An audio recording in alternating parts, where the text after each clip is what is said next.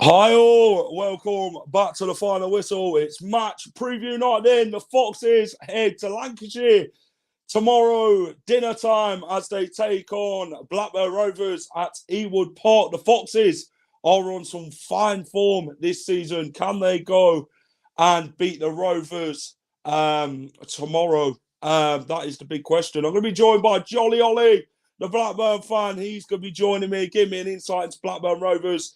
This game against Blackburn Rovers on Sunday will be the first time two Premier League title winners have met in a league game outside the Premier League. What a stat that is. If you're into football stats, then what an incredible stat that one is.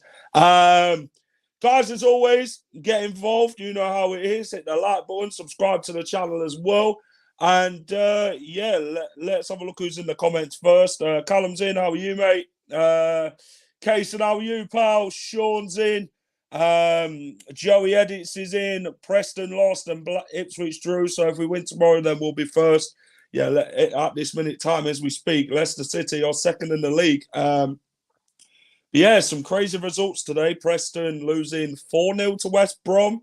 Let's see, who would have expected that. That unbeaten run is now come to an end. Ipswich leaving it late on to grab a point against Huddersfield. Some real crazy results in the world of football today. Let's get my guest in then, Mr. Jolly Ollie, the Blackburn fan.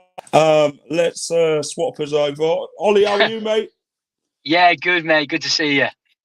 Good. Give us a shout out then, Ollie, mate. Plug your TikTok and that and let everyone know where they can find you, pal.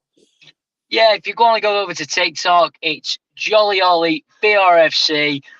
You might see a fair bit of slander against Tyree Stolen, but look, I love this club. 35 years old, following through and through, home and away.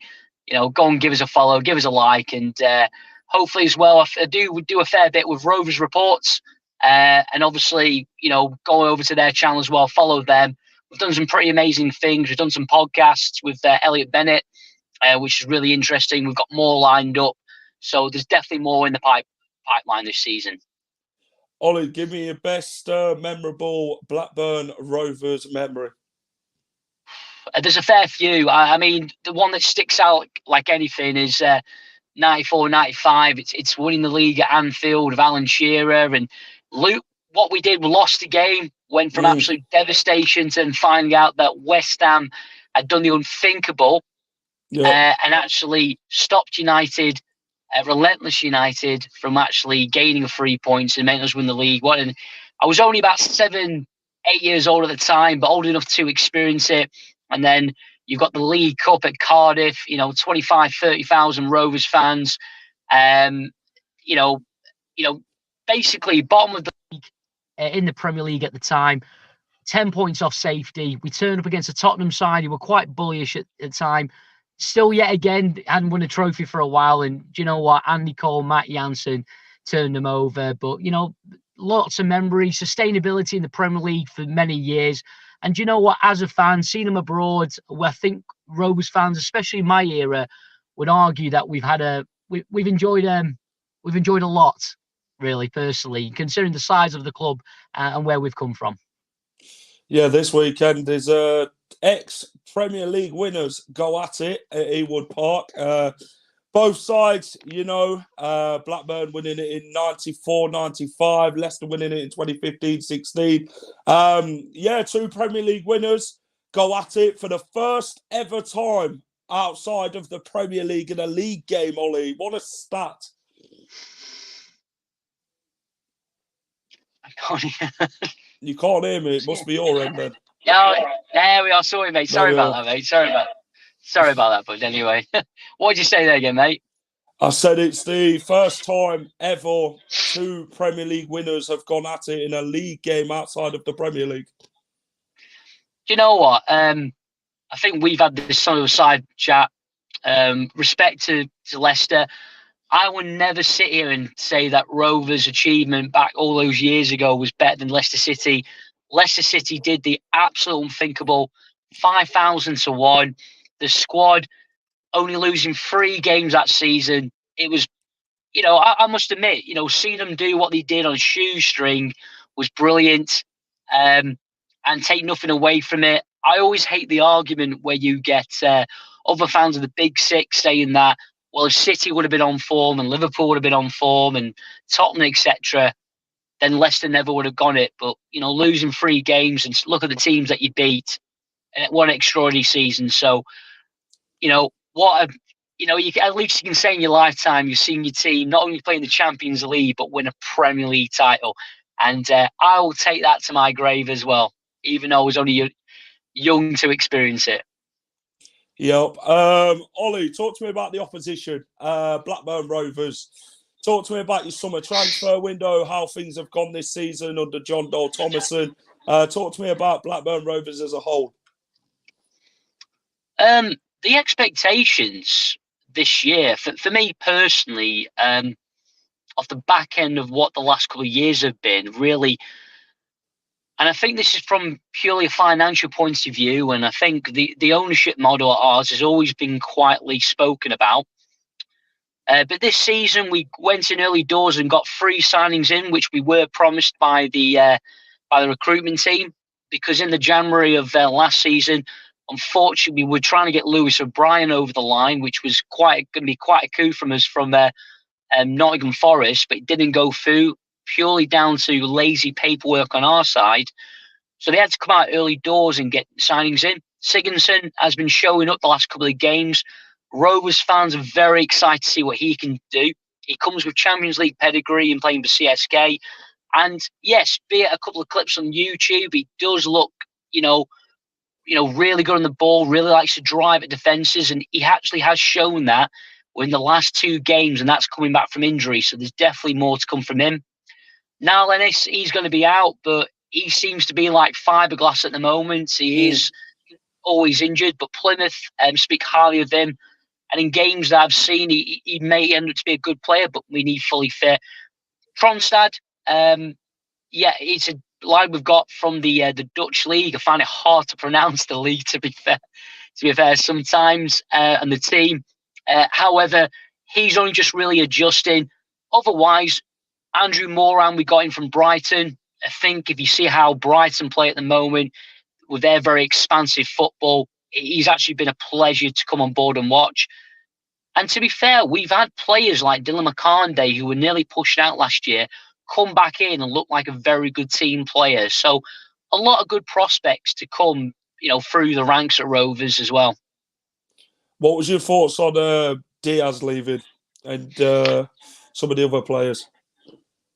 In terms of Brereton Diaz, this time, in January, he was, as soon as the rumours were flying around, personally for me, I think his head was in Spain because he signed a pre-contract in January. All I've heard recently, and you could argue the amount of chances we've created recently, Diaz probably would have been perfect for those. But the body language in the second half of the season was one of, I want to get away. I want to move on from here. And look, he's got his move and he rightly deserves it. He gave us what he did for the club. We got our value for money in terms of the contract. And we wish him nothing but the best. And I think we wanted to move on. And personally, for me, I want players that are going to be like yourself. You want someone at the club who's going to give it their all. I don't want someone who's going to be 1 foot in and 1 foot out. That's not what you want for your own football team. In terms of other players, I think Bradley Dack, that was a sore one to lose, and that's because he's probably a cult, if not a modern day Rovers legend through the League One era and that little team. And he was sort of the last player, if you want to call it that, from that season, which give it League One, and we could all joke about it, but it was a very good season. The The atmosphere around the place was brilliant. The fans got back on board very quickly after what was a demoralising relegation from the Championship at the time.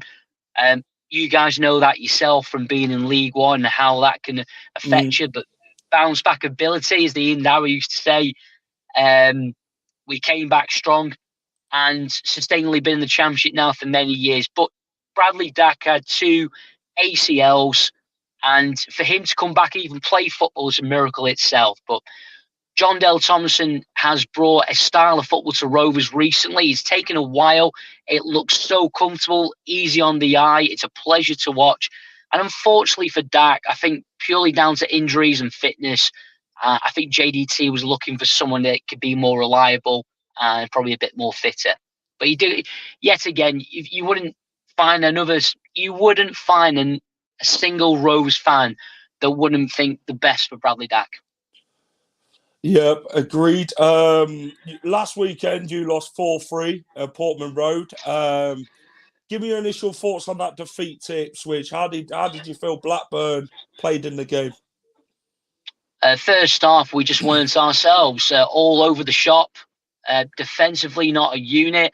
And in time, we've just, it's like being NSYNC, really. Not the band, obviously, but it's flowed. We've looked good, and whether Ipswich put a lot on us defensively, which they were very good at doing, they cut us open so easily. It was just disappointing. This time last year, we lost games early in the season, and they were like car crashes. We lost games 3-0, like Sheffield United. Away was a classic example where we never did anything in the game. We didn't impact, we didn't attack. We merely just sat back and we're expecting everything. And that's what we look like first half. And that's how the expectation from Rovers has changed in the last year, the brand of football. So first half, we were just a complete shadow of ourselves. But second half, came out bullyish, fighting. We did exactly what we did against Plymouth and Sunderland in the first half of their games. And unfortunately, those 2 games, we came off losing 3-0 and 3-1. And the issue that we have at the moment, for me, is being clinical in front of goal. Now, during the week, great result against Cardiff. It was a second string, but some of those players are in the first team squad and are knocking on the door. I saw a fair bit from Sigurdsson and great, from Makande and Moran. And for me, it really sets it up well for tomorrow and Sunday. Yeah, agreed. The next one then is Blackburn versus Leicester. We'll get on to team selection and score prediction a little later on. We'll look at stats and that shortly. What is your thoughts on Leicester? Give me your thoughts on Leicester this season as a Blackburn Rovers fan. Prior to coming into the season, unheard of manager. I know it was Pep's number 2. And when you get someone that's unknown, do you know what? The same thing sort of happened with Vincent Kompany last year. I mean, I do despise Burnley, and forgive me, we're honest when we say that as Blackburn fans, but he did everything right last year for Burnley. But yet again, he was an unknown quantity. Came in, he changed the whole philosophy around that club, and look what they did. And that's what I think is happening at Leicester City. What I've seen of them this season, I see no reason why they shouldn't bounce straight back. In terms of what they've sold and what they've brought in, I think it's very, very well done business. From an outside point of view, and you might have a different opinion on this, but the ownership model, I think looks good. It's something that Rovers fans would probably love. But saying that, we've not been in the Premier League and had that money for several years now. But I think Leicester City would be very disappointed, even right now, if they were to finish outside the top 2 for me. Yeah, I think I can agree with that. Like I say, the aim this season is promotion. It's got to be at the end of the day. We've got a quality squad who, on paper, should be going straight back up. But, going down to a league like the Championship, some of the elite clubs are in there, aren't they? The Southampton, Leeds, Blackburn, Sunderland. You know, there's some really big clubs in there this year, and that's what makes the Championship entertaining this year. You know, most of these clubs, not a all, have been in the Premier League. You know, it's a competitive league, isn't it, Ollie, the Championship? I mean, Leicester, you know, we've won quite a lot of games this season, but I think some of the games we've had to do it the hard way. You know, we've had to grind out results, but then when you dominate a game in the last game against Bristol City, and, you know, some teams like to come to the KP and sit deep in it, and you've got to kind of build up, get around that building block, haven't you? The way you want to play your football. And I think Maresca's come in, he's this big rebuild that we spoke about last season. He's really gone at it this season. He's really made it his own, hasn't he? The backing that he's got, the ripped apart the team, the coaching staff, everything's new, and it's a new complete project, and that's something we've been crying out for. Obviously, you know, it's an interesting league. You know, no team's easy to beat. You know, you can't overlook any opponent in this league. I mean, you look to the result of Sunderland versus Southampton, and you're thinking Southampton's going to lose 5-0 to Sunderland. You're thinking this is a really difficult league. And, you know, you can't take the Championship for granted. You know, but we've had a really good start. We face a Blackburn side who, let's have a look at a stat. So you lot sit in 17th, and we sit in second. Obviously, all the games have now finished, haven't they? So it's just Leicester left. 3 wins for you lot, 7 for Leicester. 1 draw for Blackburn, 4 defeats, 1 for the Foxes. What do you make of stats? Are you a stat man, Ollie, when it comes to things like that?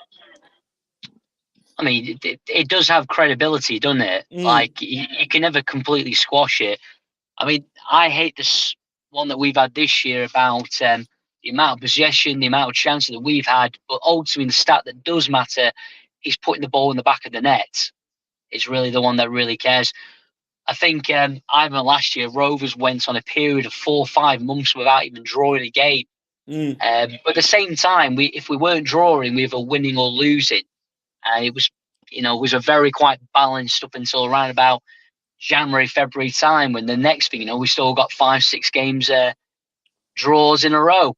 But yeah, it like I said before, you know, I've watched Leicester, and they've been on TV probably a couple of times already.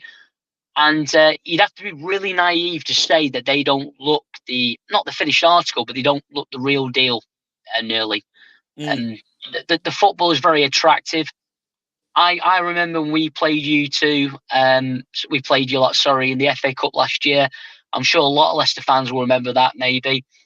Bit of a sour one at the time because Rovers turned up very bullish. We had nothing to lose, everything to gain. We were doing quite well in the league, and there was a Leicester City side low on confidence, with Brendan Rodgers obviously still as manager, and we turned up, and it's not to blow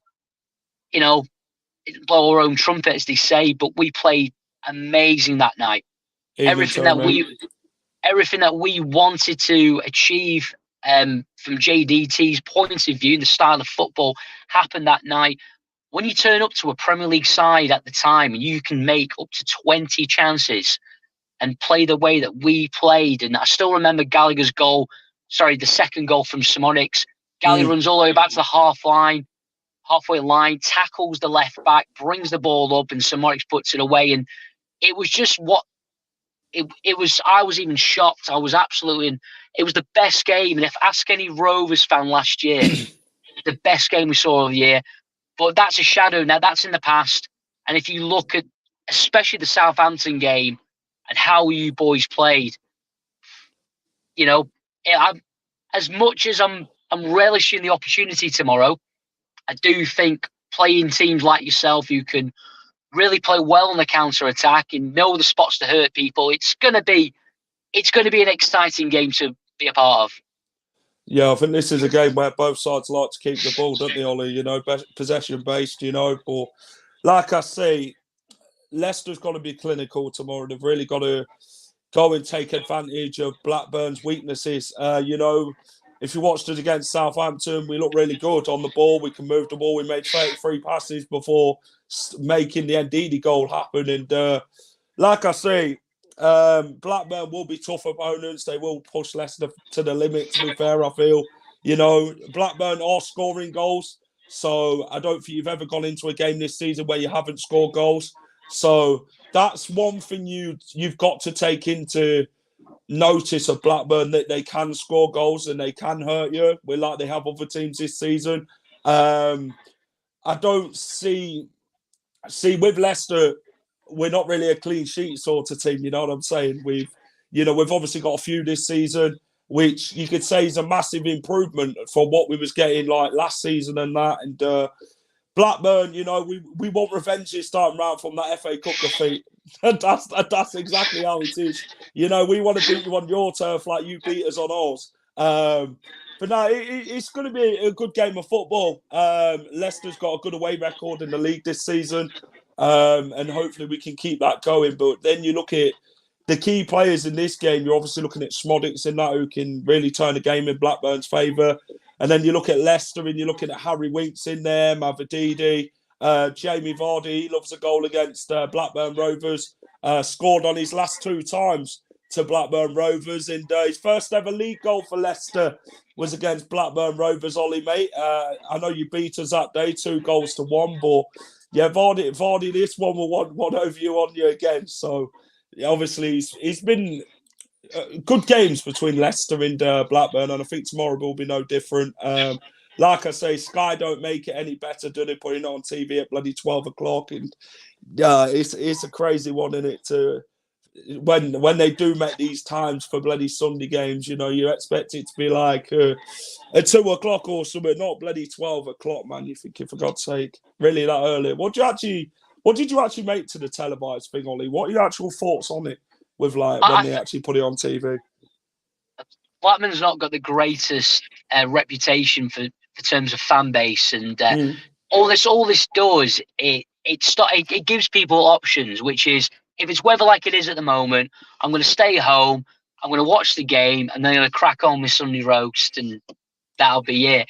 I'm a different caliber of fan. Rain, wind, weather, sunshine, home and away, Tuesday night, Wednesday night, wherever it may be, I'll always be there.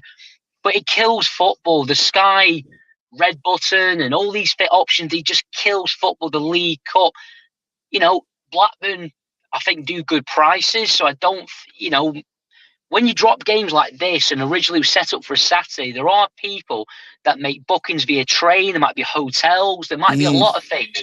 I know people that were coming from abroad, not probably, they build this into their week, and they build it into traveling. And the next thing you know, they're booking flights to go back on a Sunday, and then they're finding out, well, actually on Sunday, that's when the game is now.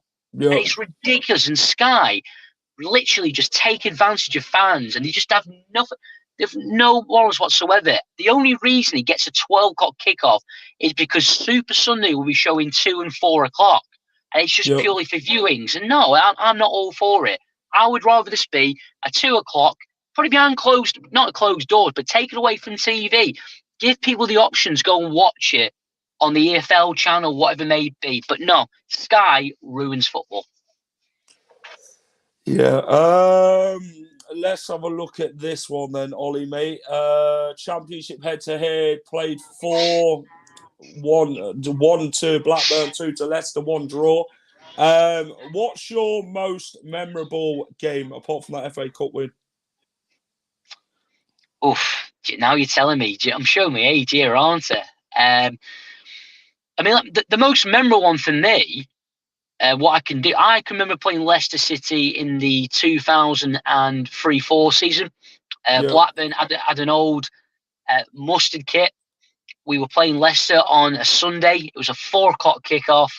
And I think, if I remember rightly that day, Mr. Paul Dickoff scored against us.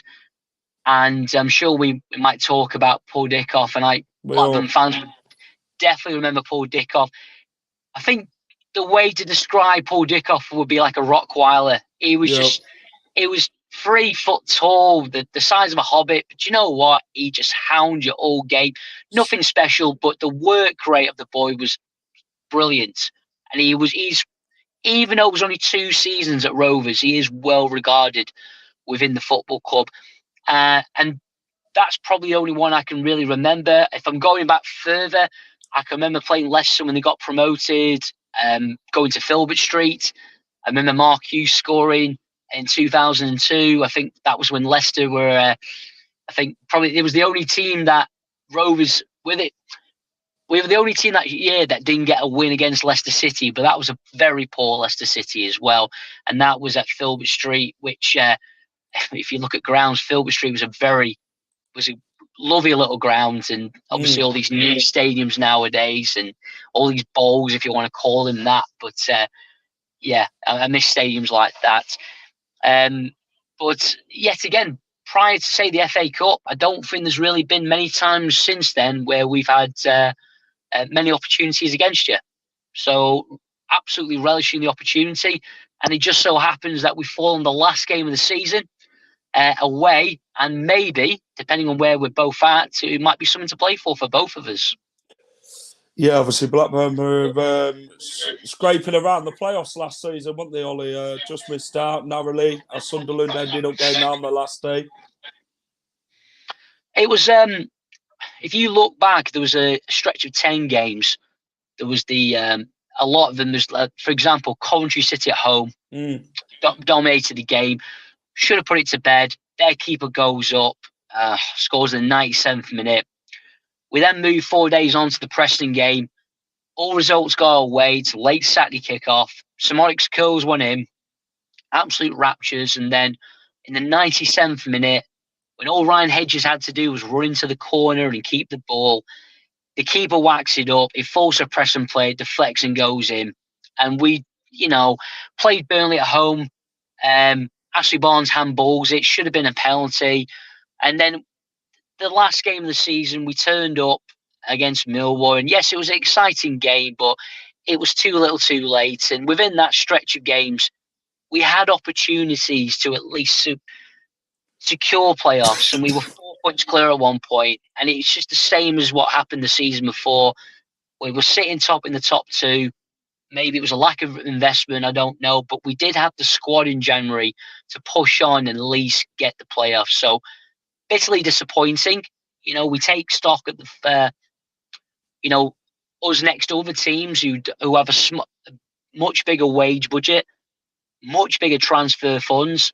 But at the same time, when we've been in and around the playoffs for, pretty much all season, and then to completely lose at the end it's bitterly disappointing. Yep. Let's have a look at the last 5, Ollie, mate, in the league. A 1-1 draw last time out, 2014, which we're going to get on to in a minute. Blackburn 2-1, 2012, with Jamie Vardy's first league goal for Leicester. 1-0 Blackburn in 2004. A 0-0 draw in 2001 away at your place, and a 1-0 win to Blackburn. So, yeah, I wouldn't say it's been the fondest going to Ewood Park. It looks like one that it looks like a bloody bogey place to go, doesn't it, when it comes to looking at them stats? But let's have a look at the last time round in the Championship at Ewood Park. A 1-1 draw for the two sides. Obviously, Michael Keane's there for you lot. Jamie Vardy opening the scoring for Leicester, and then you guys ended up scoring from a corner just before half time. Do you know what? It's very kind of like raw to remember who actually scored for us that day. We've had such a change of squad. If you know the score, then do let me know. I think it might have been Mr. Jordan Rhodes, maybe. Was it Matthew Kilgallen? That rings a bell, definitely. Since then, this has been now, 10, 12 years since Rovers been in the Championship. And even within that period, we've never even finished in the playoffs. We've always been that team who's been in and around it, but we've never pushed on. So hopefully, Kilgallen scored from the corner. Kilgallen, I'll say it's there. I know, and not exactly a Rovers club legend, but somebody that I'm sure Rovers fans will remember as well. Chris. Yeah. So, I'm looking forward to this game. We said it at the top about being two Premier League former champions and being having a lot of time. I think as well, we do score goals. We do. And I must admit, prior to you showing those stats of Leicester City coming to Blackburn, here's me thinking that Leicester might come with their tails up. Obviously, I know you're the Foxes. But that does give me some hope. I think at home we're a different animal. This year, personally, I do think we're a different animal. I also think the Championship is the most competitive league in the world. Might not be the best, but we're just outside the Premier League, and the gulf between probably say anybody outside the top six of the Premier League and through into the Championship isn't probably that big. And as more teams are getting relegated, the revenue's getting bigger, more money's coming into it. And you can see by Leicester, Southampton, and other teams as well. But Rovers will relish this opportunity, and I think as well, this is potentially a third game, be it against Sunderland, who's competing up there, and obviously beating and losing out to Ipswich, which we're bitterly disappointed after coming back to 3-3. But if we can go and get a result tomorrow, a result being a win, I don't think you should underestimate Rovers being in that top half, if not the playoff of the Championships. Yep. Let's have a look at foot in both camps. We've got some players on screen. Obviously, if you can think of any more, Ollie, then feel free to add them on. Keith Gillespie. Keith Gillespie, do you know what? He came to us. I remember Keith Gillespie.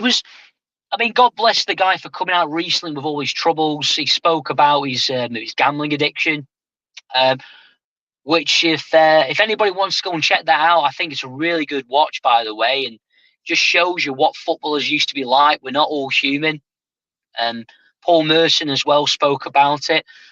Brilliant. He always used to do the same thing. He used to cut in with a bit on his left and always go out with his right. He did the same thing all the time. But you know what? No player actually ever stopped him. He just had a little sharp edge every single time. He was part of the Rovers team in the 2001-2002. He was in the League Cup squad as well. Rovers fans have really good memories of Keith Gillespie. Really do. Tim Flowers. Tim Flowers was the Premier League winning goalkeeper. And, some of the saves, especially against Newcastle in the last couple of games of the season. And, Tim Flowers is a Rovers legend. Any person that touched that Rovers 94-95 squad will always be highly regarded in the football club. And Tim moved on purely down to obviously Rovers getting relegated and big time caught up. And most of the squad did in 99. But yeah, he's just a Rovers legend through and through. Paul Dickov. Yeah, as I said before, he's like a little Yorkshire Terrier. He was a hound. Came into Rovers in 2004, where there wasn't many people in the market. I think we got him from you, but you lot from probably next to nothing. Was a very cheap deal actually at the time, and scored some really vital goals that year. And that was a squad where, to be fair with Dickoff, we didn't have many other striking options, but very integral in keeping us up that year. Mark Hughes then kept him for a second season, and Mark Hughes still highly regards him as well. Yeah, we're a good striker for Leicester, Paul Dickov, fans' favourite.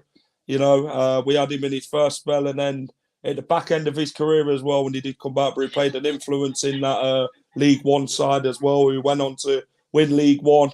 Paul Dickov, fans' favourite at Leicester, loved by Leicester fans, and spoke highly regarded of, if you mention him.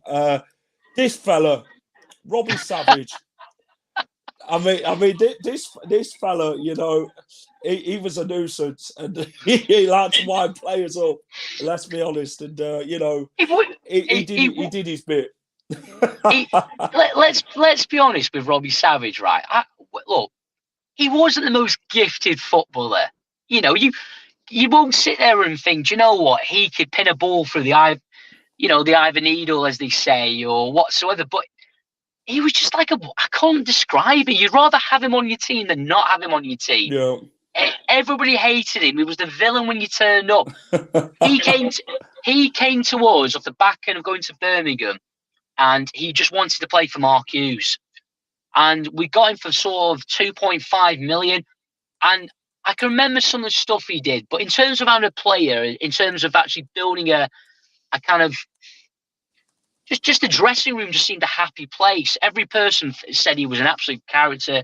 He was brilliant. And I mean, I can still remember him in games against United and, Arsenal. And yeah, again, not great football ability, but my God, he would attract players to tackle him. He would draw defenders in. He just irritated the team so much. And I wouldn't put this boy in the legendary status category at all in terms of Blackburn players.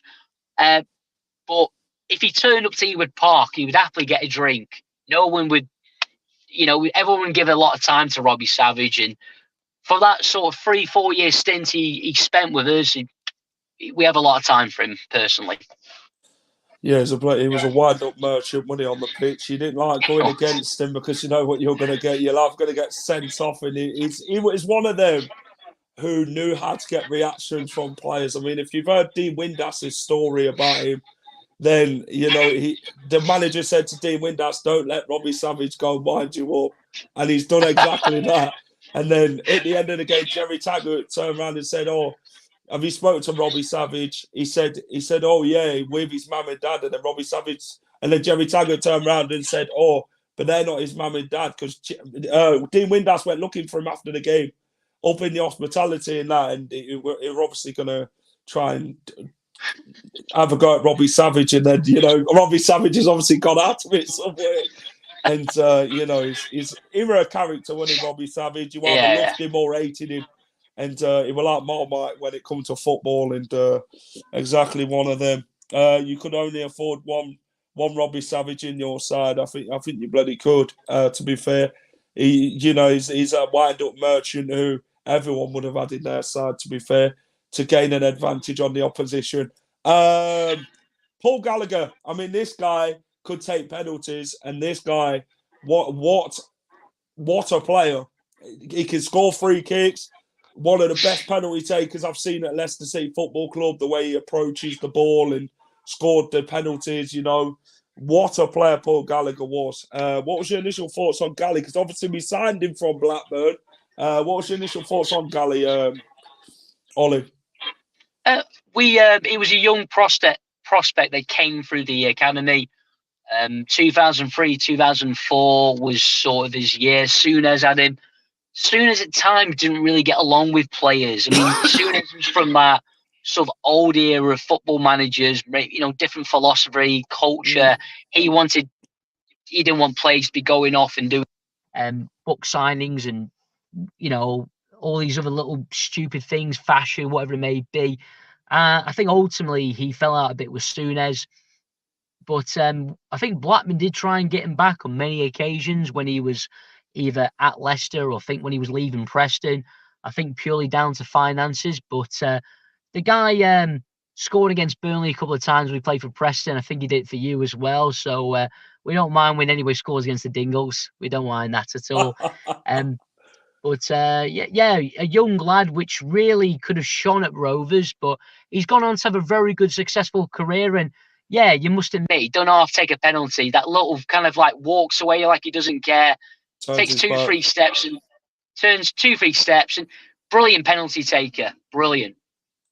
There's a few more. Ben Marshall. Oh, this is a controversial one, actually. Really. No, I wouldn't say a controversial. I'm a bit disappointed of how his career has gone off, because with us, I think I'm a believer he had some of his best years, but the Ben Marshall thing that you lot got, and I think did he come from us to you? Was that right? Or no, we had him from Stoke. That's right. Sorry, but when he came to us, we got some of the best years out of him. He He was brilliant at his delivery. I enjoyed him massively, and then Craig Conway came into the Rovers team as well, and he fitted into that kind of. Ben Marshall was there when sort of Jordan Rhodes and Rudy Gestede days as well. So delivery had to be everything but important. I think he went on, and his career went off the rails after that. Maybe it was just an ego thing. He wanted to go to a bigger club, and now he's, I think, retired, or he's playing the lower leagues in his back of his 30s, and that's quite disappointing for a player I thought would have more in his in the locker. Yeah, scored some baggers at Leicester, Ben Marshall, Chelsea away. Scored some long range distance goals, which he had obviously had in his locker. It was just an attitude problem that Ben Marshall had. And Nigel Pearson's not one of them who's going to settle with a guy with an attitude. Let's be honest, he'll put you in your place and you're gone by the next transfer window. The next two ones I want to move on to, Ollie, is team selection. I mean, what's the Blackburn 11? What are you expecting? What's formation? It's a lot of teams play the 4-3-3, and we're no different at the moment. The goalkeeper at the moment, that's for me up in the air. Ainsley Pears has been, I wouldn't say a solid number one, but he got the number one position by default last season because Thomas Kaminski, who went on to Luton Town, a great shot stopper, went out injured. Ainsley Pears came in, and I think purely down to footwork and the style of play JDT wanted to play, he kept with Pears. For me, Pears had opportunities last year, or there was moments that he did cost us games, and I truly do believe that. I think it's a confidence thing as well.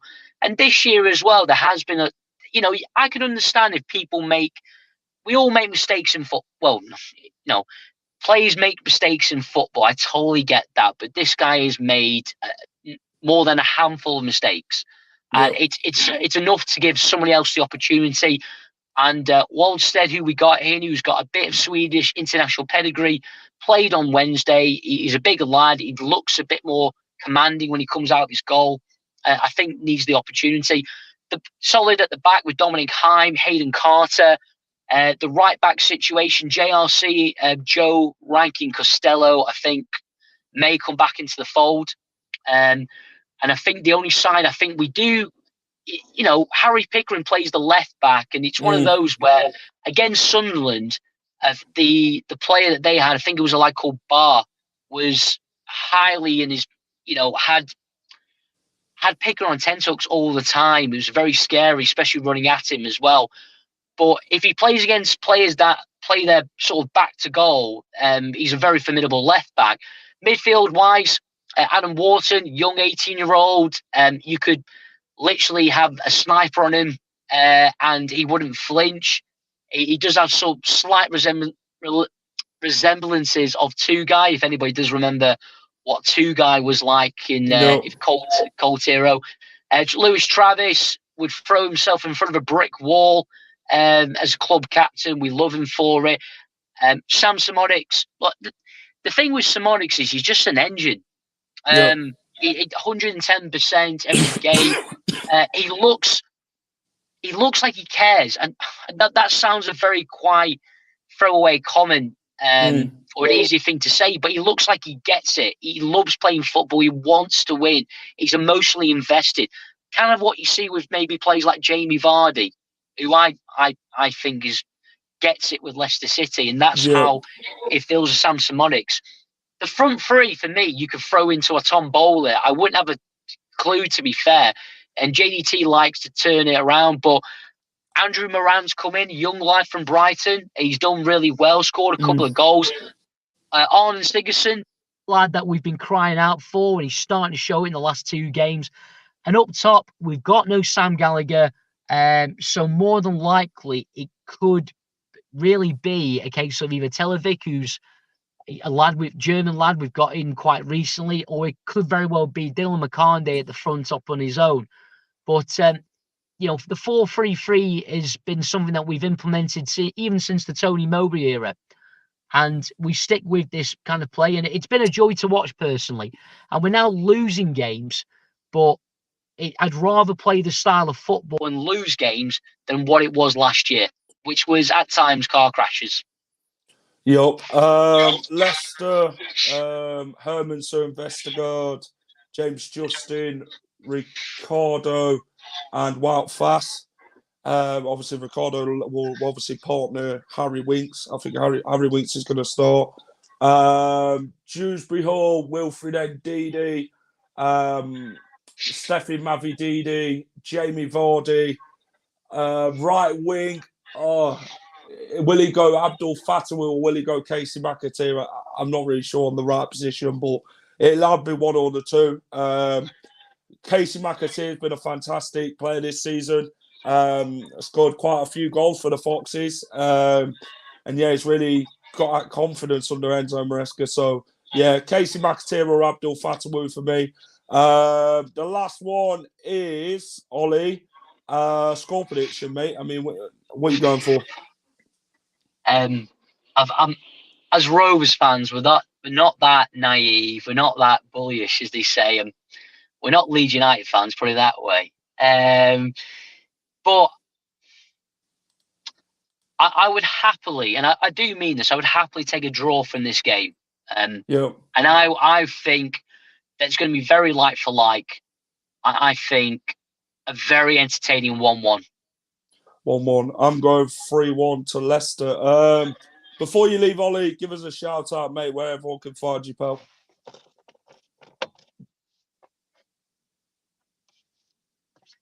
Give us a shout out, pal, where everyone can find you on the socials. Oh, sorry, technology is not my friend at times, put it that way. What did you say, fella? Give us a shout out where everyone can find you on the socials, Ollie, mate. So yeah, again, if you go onto TikTok, guys, it's Jolly Ollie BRFC. If you go over to FT, it's on their TikTok, you'll probably see me commenting on his videos half the time anyway, and trying to wind him up. But we have a good laugh. It's all part of the football banter. This is what we do it. This was why we do it, and I follow Rovers home and away as much as I can. Otherwise, Instagram, I try and keep that as private as I can for my own personal use. Cheers. Thanks for coming on, Ollie, mate. Take care, pal. Yeah, cheers, pal. Take care. Cheers, mate. That was Ollie, Jolly Ollie, the Blackburn fan. Thanks for everyone who's watched. Remember to hit the like button, subscribe to the channel. If you're new to the channel and you haven't subscribed tonight, please do so. Get involved if you're watching it on playback as well. And that is it from me. There'll be a match day vlog out tomorrow, of course, as we take on Blackburn Rovers at Ewood Park. There'll be a match review as well. And then we've got the match preview for Preston, the championship predictions as well, coming out next week as well. It's going to be an interesting week again. But no, thanks for watching. Take care, everyone. And I'll see you again in another stream, and keep it the final whistle. Hi all, thank you for watching the final whistle. If you enjoy all our content, please remember to smash a like, share and subscribe to the channel.